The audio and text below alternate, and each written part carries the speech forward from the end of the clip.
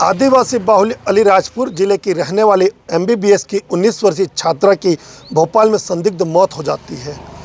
बालिका को न्याय दिलाने के लिए उसके पिता और परिवारजन भोपाल तक पहुंचकर वहां थाने का घेराव करते हैं और मांग करते हैं कि हमारी बालिका की हत्या हुई है, किंतु कोई सुनवाई नहीं होती है।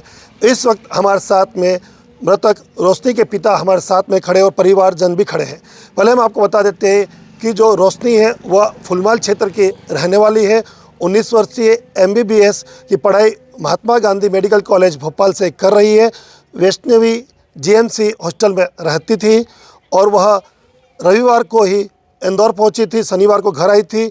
सोमवार को वह भोपाल उसने कॉलेज अटेंड भी किया था और पिताजी से उसने रात्रि में बात भी की, किंतु 10 फरवरी को सुबह 9 बजे के लगभग रोशनी के पिता के पास फ़ोन आता है कि आपकी लड़की बेहोश हो चुकी है, जिसे हम हमीदिया हॉस्पिटल लेकर जा रहे हैं।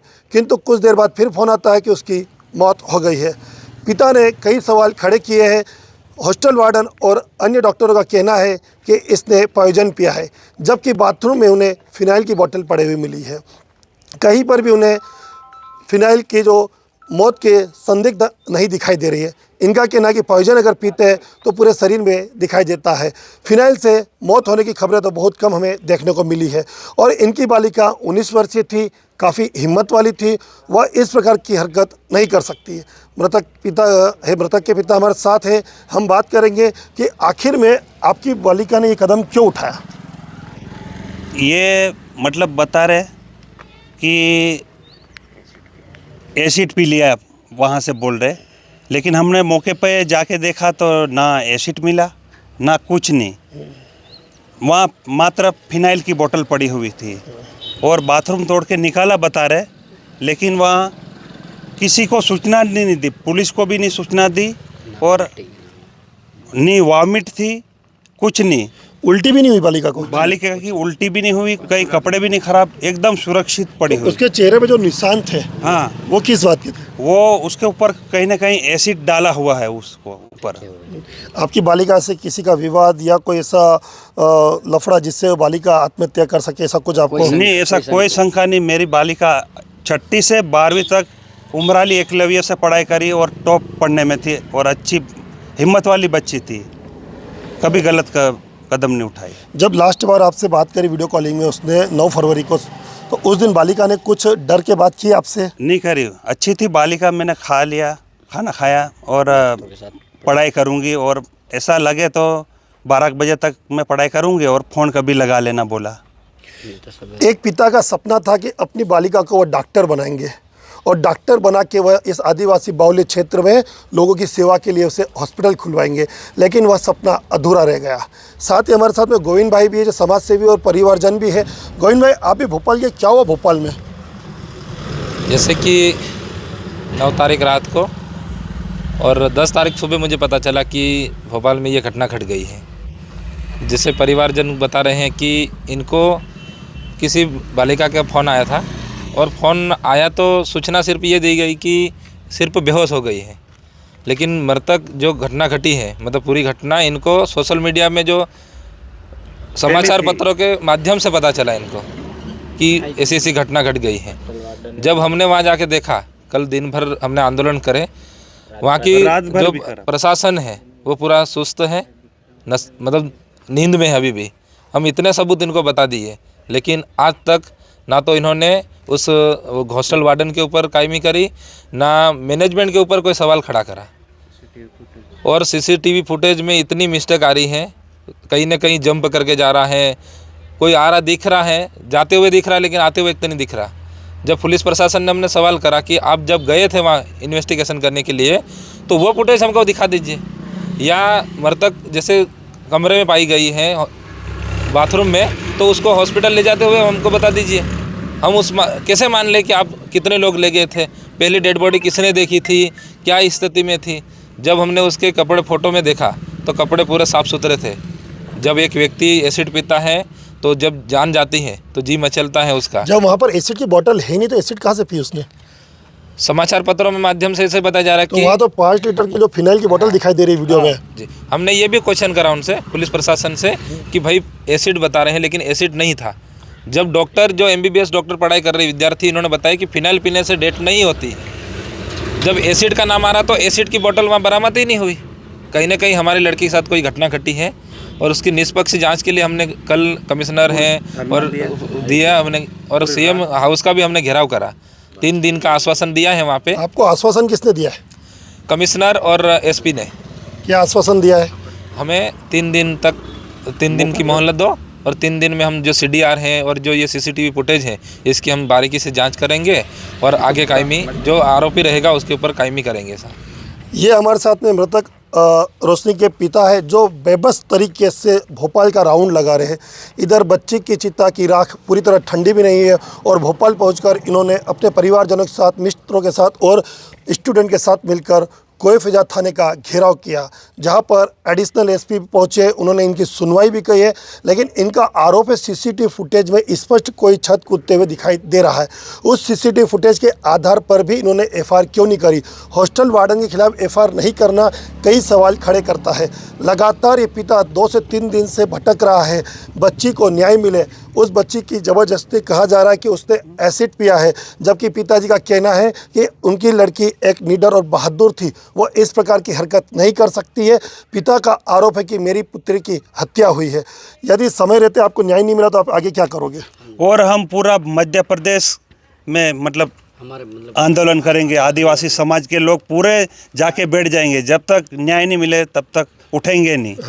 और हमारी बच्ची जैसे कि नीचे रहती थी और तीसरी मंजिल पे उसकी घटना डेड बॉडी अच्छा, मिली। वो उसका रूम नीचे था? हाँ, नीचे था और तीसरी मंजिल मिला? हाँ, उसमें सब सारी व्यवस्था थी, बाथरूम था, सब कुछ थी, लेकिन तीसरी मंजिल पे 12 बजे के बाद कैसे गई, वो भी बहुत चिंता का विषय है। कैमरे में नहीं आई। ये बहुत अच्छा सवाल इन्होंने बताया है। एक कि बच्ची नीचे रहती थी, सबसे नीचे ग्राउंड फ्लोर पर, और 3rd स्टोरी पे जो बाथरूम है वहाँ पर उसकी डेड बॉडी मिल रही है।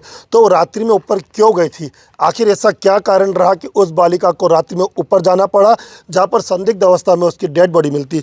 उनके परिजन है कि क्या कहना पड़ता आपको? हमारा ये कहना पड़ता है, बालिका को नीचे बाथरूम है, नीचे रूम है, कमरा कंप्लीट है, तो मतलब ऊपर जाने के मतलब CCTV कैमरा है वहाँ 5, 6, 7 CCTV कैमरा हमने जो देखा, तो वहाँ CCTV कैमरा से माध्यम से हमने बताया कि जैसे बालिका हमारी मतलब ऊपर तीसरी मंजिल पे लाश मिली, तो वहाँ लाश को नीचे के ऊपर से बाईपास तो थोड़ी ले गएंगे, नीचे उतारे तो CCTV कैमरे में आना चाहिए। उसके पास लाश उतारते वीडियो नहीं दिखाई दे रहा? नहीं दिखा रहे, और लाश ले गए वह अस्पताल ले जाए। कैमरे लगे हुए? कैमरे सब जगह लगे? कैमरे 7-8 कैमरे लगे रहे, सभी चालू है कैमरे? सभी कैमरे चालू। कैमरे भी हमारे को मतलब पूरी ऐसे हमारे इच्छा से बताए नहीं, उसको काट के बता रहे कैमरे। और हम वार्डन ने हमारे को कह रहे कि मतलब यहाँ कोई मतलब तुम्हारी जान से नहीं, तुम अस्पताल में तुम्हारी डेड बॉडी पड़ेगी, ऐसा करके वार्डन ने भी बताया। वहाँ तक जांच करने अभी तक भी नहीं पुलिस गई वहाँ पर, पंचनामा भी नहीं बना। बस वो पूरा जो अस्पताल और पुलिस स्टेशन चक्कर मार रही, वहाँ तक अभी तक पुलिस तक नहीं गई। उस हॉस्टल में सभी जगह कैमरे लगे हुए थे, CCTV कैमरे, लेकिन कहीं भी उस मृतक रोशनी के शव को नीचे उतारते हुए CCTV कैमरे में कहीं भी नहीं दिखाई दे रहे। साथ ही जी भैया आपका क्या कहना बताइए? कैमरे के अंदर जो मतलब जैसे बच्ची नीचे रहती थी, नीचे रहने के बाद तीसरे मंजिल पे कैसे गया और इसकी मर्द वहाँ पे ऊपर मिली, तो वापस उसको उतारते हुए ना दिखाई दे रहा, और ऊपर गई वो भी नहीं दिखाई दे रहा। ये बात आपने पुलिस को कही जब घेराव के दौरान? हमने पूरी पुलिस प्रशासन को हमने पूरी बात बताई, सामने लेके हमने उंगली बताकर उसको हमने पूरा बताया, लेकिन और वो गूंगी बहरी कभी हमारी बातों को सुनने के लिए इनकार नहीं, जवाब देने के लिए मतलब। सर मेरा सबसे बड़ा सवाल ये कि जब अलीराजपुर में आसपास कोई डेथ होती है, हाँ, तो आप लोग शव रख के वहाँ पे घेराव करके आंदोलन करते हैं। जब आप लोग भोपाल पहुँचे थे सभी लोग, तो आपने डेड बॉडी वहाँ रखकर उसका घेराव क्यों नहीं किया थाने का? आप डेड बॉडी लेकर रिटर्न क्यों आगे? आप उस इसमें माता पिताजी को लड़की को ऐसा बताया कि तुम्हारी लड़की बेहोश हो गई, सीरियस ज़्यादा नहीं है, अस्पताल में ले जा रहे आप आराम से। तो माता पिता ने क्या समझ कि लड़की सीरियस है, तो हम 2 जना जाके परिवार वाले को 12:30 बजे यहाँ पता चला, मालूम पड़ा कि लड़की की डेथ हो गई स्पष्ट। तो हम परिवार वाले गए, परिवार वाले वहाँ तक नहीं पहुँच पाए, इंदौर से आगे तक पहुँच पाए 2 जने। मतलब आपको हॉस्टल के लोगों ने पूरी तरह से गुमराह किया कि झूठ बोलकर वहाँ बुलाया, आपको झूठ बोल के बुलाया, और आपकी बच्ची की तबीयत ठीक नहीं है। और 1:30 बजे तक वो जो कॉलेज की मैडम है बड़ी, उन्होंने बताया कि आपकी वार्डन ने बताया कि नहीं आपको? तो मैंने बोला वार्डन ने तो कुछ नहीं बताया। तो ठीक है, आ जाओ आप, जब भी आओ। तो कहाँ तक आगे? खलगाट तक आगे। हाँ ठीक, आ रहे। तो उन्होंने बोला कि आपके लिए बुरी खबर है, यूँ बोला। तो मैं समझ गया कि कहीं ना कहीं मेरी बच्ची के साथ कुछ घटना हो गई है, समझा। जैसे सर मेरा ये सवाल है कि डॉक्टर ने जब पीएम किया, आपको बता कि जब आप लोग पहुंचे तब तक उसकी मौत का कितना समय हो चुका था? 7 घंटे 8 घंटे कितना समय हो चुका था? 8 घंटे से 10 घंटे हो क्यों? गए। जैसे कि रात्रि में घटना घटी है। हाँ। तो इनको सुबह के 10 बजे पता चला परिवार। पीएम रिपोर्ट में कितने घंटे पहले मौत बताई गई है? उसमें कोई मेंशन नहीं किया गया है उसके। हाँ, इसका पीएम हमीदिया हॉस्पिटल में ही हुआ है? हमीदिया में वही हुआ। पुलिस की कस्टडी में पीएम किया इसका? पुलिस थी वहाँ पर? जो इनकी कॉलेज की हॉस्पिटल है उसमें हुआ। समिति अच्छा, गांधी मेडिकल कॉलेज के वहीं पर हुआ? गांधी मेडिकल के तो वहाँ पर पुलिस थी? पीएम हुआ था, पुलिस थी? पुलिस तो एक थी पुलिस लगभग। अच्छा, एक पुलिस थी वहाँ पर। मतलब जैसे डेड बॉडी वहाँ मिले तो पहले अपन मकान ये हॉस्टल वार्डन को पुलिस को सूचना दिए देना चाहिए, पुलिस पंचनामा बनाना चाहिए, मौके पे क्या मिल रहा क्या नहीं मिल रहा।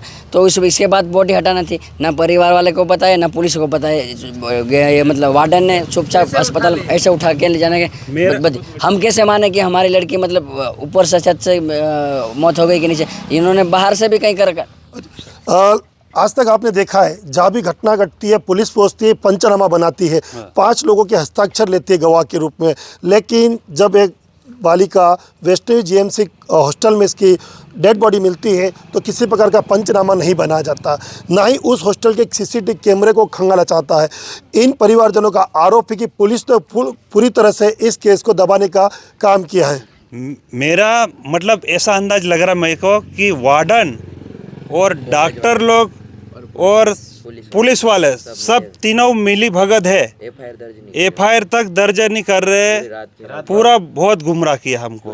कल आप लोग कितने देर तक आंदोलन पे बैठे वहाँ पर? हम तो 5 बजे तक परसों से कल सवेरे 11-12 बजे से बैठे हुए, पूरी रात 6 बजे तक बैठे। आज सुबह 6 बजे तक। हाँ, उसके बाद हम सीएम हाउस भी गए थे। लगभग 20 घंटे तक थाने का घेराव किया इन्होंने। लगभग 20 घंटे का इन्होंने कोई फिजा थाने का घेराव किया। सीएम हाउस भी गए, कमिश्नर के पास गए। अलीराजपुर की बेटी के लिए न्याय चाहते हैं एक बेबस पिता। मेरा अलीराजपुर के उन सभी जनप्रतिनिधि, नेता, अधिकारी से एक ही निवेदन है कि इस रोशनी को न्याय दिलाया जाए, क्योंकि रोशनी ने आत्महत्या नहीं कर सकती है, बेबस पिता का कहना है। अगर समय रहते एफआईआर दर्ज नहीं हुई तो आगामी दिनों में परिवारजन सब मिलके भोपाल में सीएम हाउस का घेराव भी करेंगे, फिर हमीदिया और गांधी मेडिकल कॉलेज का भी घेराव करेंगे। यह परिवारजन का कहना है। बने रहिए हमारे साथ, लगातार हम आपको पल पल अपडेट देते रहेंगे। राकेश चौहान, अलीराजपुर।